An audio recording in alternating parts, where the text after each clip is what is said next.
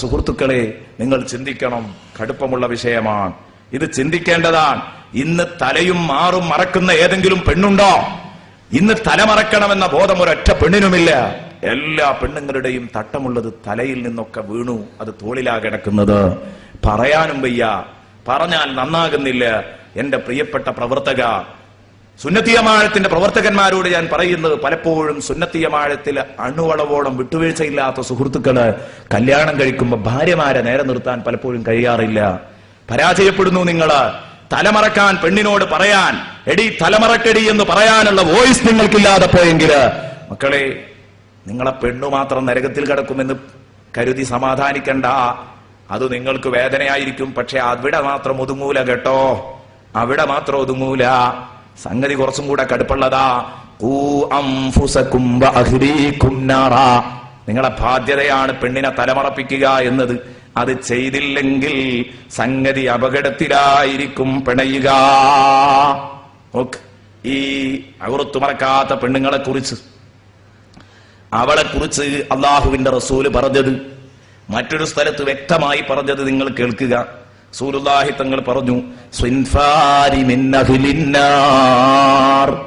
രണ്ടു വിഭാഗം നരകാവകാശികൾ തന്നെ. ഉറപ്പിച്ചാട് പറയാൻ, പെണ്ണിന് ഹൂറുല്ലിനേക്കാൾ പവർ ഉണ്ട്. പക്ഷേ സ്വർഗത്തിലെ ഹൂരിയേക്കാൾ പവർ ഉണ്ടാവണമെങ്കിൽ നിർബന്ധമായിട്ടും തലമറച്ചേ പറ്റൂ, ശരീരം മറച്ചേ പറ്റൂ, നാണം മറച്ചേ പറ്റൂ. അല്ല, പെണ്ണിനെ ജയിക്കാൻ പറ്റില്ല, സ്വർഗം നേടാൻ പറ്റില്ല. നബി പറഞ്ഞു, രണ്ടു വിഭാഗം നരകത്തിൽ തന്നെ, സംശയിക്കേണ്ട. ആ രണ്ടു വിഭാഗത്തെയും ഞാൻ കണ്ടിട്ടില്ല.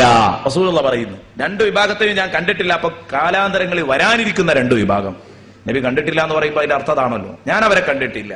ഇനി വരാനുള്ള രണ്ടു വിഭാഗം, അശ്റാത്തുൽ സാഅ എന്നുന്നിടത്ത് മഹാന്മാര് എണ്ണിയത് കാണാം. ഖിയാമത്ത് നാളിന്റെ ലക്ഷണം. രണ്ടു വിഭാഗം നരകത്തിലാണ്, അവരെ ഞാൻ കണ്ടിട്ടില്ല. ഖൗമുൻ മഅഹും സിയാത്ത്. ഒന്നാരാ ഒരു വിഭാഗം, മഅഹും സിയാത്തുൻ, അവരുടെ കയ്യിൽ ഒരു ചാട്ടവാറ് പോലുള്ള ഒരു സാധനമുണ്ട്. അദ്നാബിൽ ബഖരി, പശുവിന്റെ വാല് പോലെയുള്ള ചാട്ടകളുണ്ട് അവരുടെ കയ്യിൽ. പശുവിന്റെ വാല് പോലെയുള്ള ചാട്ടകൾ പിടിച്ച് അവരിങ്ങനെ നടക്കും. എന്നിട്ട് യദ്രിബൂന ബിഹന്നാസ്, അതുകൊണ്ട് അവർ ജനങ്ങളെ തല്ലിച്ചതക്കും.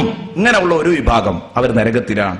വനിസാഉൻ കാസിയാത്തുൻ ആരിയാത്തും മുമീലാത്തും മായിലാത്ത് റൂസുഹുന്ന കാസ്നിമത്തിൽ ബുഖ്തിൽ മായില ലാ യദ്ഖുൽനൽ ജന്നത വലാ യജിദ്ന റീഹഹാ വഇന്ന റീഹഹാ ലയൂജദു മിൻ മസീറതി കദാ വകദാ.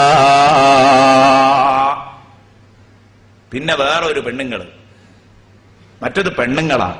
വനിസാഉൻ, വേറൊരു വിഭാഗം പെണ്ണുങ്ങളാണ്. കാസിയാത്തുൻ, അവർ വസ്ത്രം ധരിച്ചിട്ടുണ്ട്. എന്നാൽ ആരിയാത്തുൻ, അവർ നഗ്നരാണ്. കണ്ടോ, ധരിച്ചിട്ടുണ്ടോ എന്ന് വെച്ചാൽ ധരിച്ചിട്ടുണ്ട്, ഇല്ലേന്ന് വെച്ചാൽ ഇല്ല. അതാ കണ്ടീഷൻ. അതാണ് ഇപ്പൊ ഇന്നത്തെ വസ്ത്രധാരണകളൊക്കെ. അതിന് രണ്ട് വ്യാഖ്യാനങ്ങളാ മഹാന്മാർ കൊടുത്ത്. ധരിച്ചു ധരിച്ചില്ല എന്ന് പറയണമെങ്കിൽ രണ്ട് വ്യാഖ്യാനം. പകുതി ധരിച്ചു, പകുതി ധരിച്ചില്ല. അതിനങ്ങനെ പറയാം. കാസിയാത്തുൻ ആരിയാത്തുൻ, ധരിച്ചിട്ടുണ്ടോ, ധരിച്ചിട്ടുണ്ട്, ധരിച്ചിട്ടില്ലേ, ധരിച്ചിട്ടുമില്ല. രണ്ടും പറയാം. കാരണം പകുതി മറച്ചിട്ടുണ്ട്, പകുതി മറച്ചിട്ടില്ല, കുറെ ഭാഗങ്ങൾ പുറത്താണ്. അപ്പൊ കാസിയാത്തുൻ ആരിയാത്ത്. അല്ലെങ്കിൽ മുഴുവനും അകത്ത് തന്നെയാണ്, പക്ഷെ വളരെ കട്ടി കുറഞ്ഞ ഡ്രസ്സുകളാണെങ്കിൽ ധരിച്ചിട്ടുണ്ട്, പക്ഷെ ധരിച്ചതിന് ഫലമല്ല, അകത്തുള്ളതൊക്കെ കാണുന്നുണ്ട്. കട്ടി കുറഞ്ഞ ഡ്രസ്സ് ധരിച്ചാലും ഇതിൽ പെടും, അതുപോലെ തന്നെ വലുപ്പമില്ലാത്ത ഡ്രസ്സ് ധരിച്ചാലും ഇതിൽ പെടും. രണ്ടും പെടും. അതുപോലെ തന്നെ ശരീരത്തിന്റെ വണ്ണം എടുത്തു കാണിക്കുന്ന ഡ്രസ്സുകളായാലും പെടും. ഈ മൂന്ന് ചർച്ചയും അവിടെ തന്നെ വന്നിട്ടുണ്ട് ഈ ഹദീസിൽ. ശരീരത്തിന്റെ വണ്ണം എടുത്തു കാണിക്കുന്ന ഡ്രസ്സ് ഒരിക്കലും പെണ്ണ് ധരിക്കരുതല്ലോ. ഇന്നാണെങ്കിലോ അങ്ങനെ ഒരു യുഗാണ്. ആണുങ്ങൾക്കുണ്ട് ആ റുബോറൻ ശൈലി, ടൈറ്റ് ഫിറ്റ് ശൈലി. ഒഴിവാക്കുന്നതാണ് ഏറ്റവും നല്ലത്. അതോടൊപ്പം തന്നെ നോക്ക് നിങ്ങൾ, പെണ്ണ്, അത് ഒരുപാട് വശങ്ങളുണ്ട് അവിടെ. പെണ്ണിനെ സംബന്ധിച്ചിടത്തോളം അവരുടെ ഈ ശരീരത്തിന്റെ വണ്ണം അങ്ങനെ എടുത്തു കാണിക്കുന്ന ഈ ഡ്രസ് ഒരിക്കലും അവർ ധരിച്ചു പോകരുത്. അവൾ വസ്ത്രം ധരിച്ചിട്ടുണ്ട്, പക്ഷെ അവളുടെ ബോഡി ഷേപ്പ് ശരിക്കും അവൾ വിട്ടുകൊടുക്കുന്നു. പർദ്ദയിലടക്കം ബോഡി ഷേപ്പ് പർദ്ദകളാ ഇറങ്ങിക്കൊണ്ടിരിക്കുന്നത്.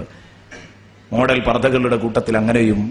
ഇതൊക്കെ നമ്മൾ ശ്രദ്ധിച്ചിട്ടില്ലെങ്കിൽ സംഗതി അപകടമാകും. കാസിയാത്തുൻ ആരിയാത്ത്, മുമീലാത്തുൻ മായിലാത്ത്. മുമീലാത്ത് അന്യപുരുഷന്മാരെ ആകർഷിപ്പിക്കുകയും, മായിലാത്തുൻ സ്വയം അവരിലേക്ക് ചെന്ന് ആകൃഷ്ടരാവുകയും, കൊഞ്ചിക്കുഴയുകയും സ്വയം അവരിലേക്ക് ചെന്ന് വീഴുകയും ഒക്കെ ചെയ്യുന്ന പെണ്ണുങ്ങൾ. അവരുടെ തല കാസിനിമത്തിൽ ബുഖ്തിൽ മായിര, എന്ന് പറഞ്ഞാൽ തലയിലെ മുടി സംവിധാനിച്ചതിനെ കുറിച്ചാണത്. മുടി പ്രത്യേക രൂപത്തിൽ മുടഞ്ഞിട്ട് സംവിധാനിച്ചു വെച്ച് അത് ഉരുട്ടി വെച്ച് കാസിനിമത്തിൽ ബുഖ്തിൽ മാഇല. ഏതാണ് അവരുടെ തലകൾ? കാസിനിമത്തിൽ ബുഖ്തിൽ മാഇല, ഒട്ടകത്തിന്റെ അങ്ങോട്ടും ഇങ്ങോട്ടും ചാഞ്ഞുകൊണ്ടിരിക്കുന്ന പൂഞ്ഞ പോലെയാണ്. മുടികൾ അങ്ങോട്ടും ഇങ്ങോട്ടും ഇങ്ങനെ മാറിക്കൊണ്ടിരിക്കുകയാണ്. ആ മുടി അവൾ മറച്ചിട്ടില്ല. ആ മുടികൾ അങ്ങോട്ടും ഇങ്ങോട്ടും ഇങ്ങനെ കളിച്ചുകൊണ്ടിരിക്കുന്നു. കാസിനിമത്തിൽ ബുഖ്തിൽ മായില. ഈ പെണ്ണുങ്ങളും നേരത്തെ ഞാൻ പറഞ്ഞ ഖൗമും രണ്ടും നരകത്തിലാണ്. ലാ യദ്ഖുൽനൽ ജന്നത, ഈ പെണ്ണുങ്ങൾ സ്വർഗത്തിൽ കടക്കൂല എന്നല്ല, വലാ യജിദ്ന റിഹഹാ, സ്വർഗത്തിന്റെ പരിമളം പോലും ഈ പാവങ്ങൾക്ക് ആസ്വദിക്കാൻ കഴിയില്ല. വ ഇന്ന റിഹഹാ ലയൂജദു മിൻ മസീറതി കദാ വകദാ, എന്നാലോ അതിന്റെ പരിമളം എത്രയോ ദൂരെ നിന്ന് തന്നെ ആസ്വദിക്കാൻ കഴിയുമെന്ന് ഹബീബ് മുഹമ്മദ് റസൂലുള്ളാഹി. സ്വർഗത്തിന്റെ പരിമളം എന്ന് പറഞ്ഞാൽ എത്രയോ ദൂരത്തു തന്നെ കിട്ടും. എന്നാൽ ആ പരിമളം പോലും കിട്ടാത്ത എന്ന് പറഞ്ഞാൽ അത്ര പോലും അവർ സ്വർഗത്തോട് അടുക്കൂല.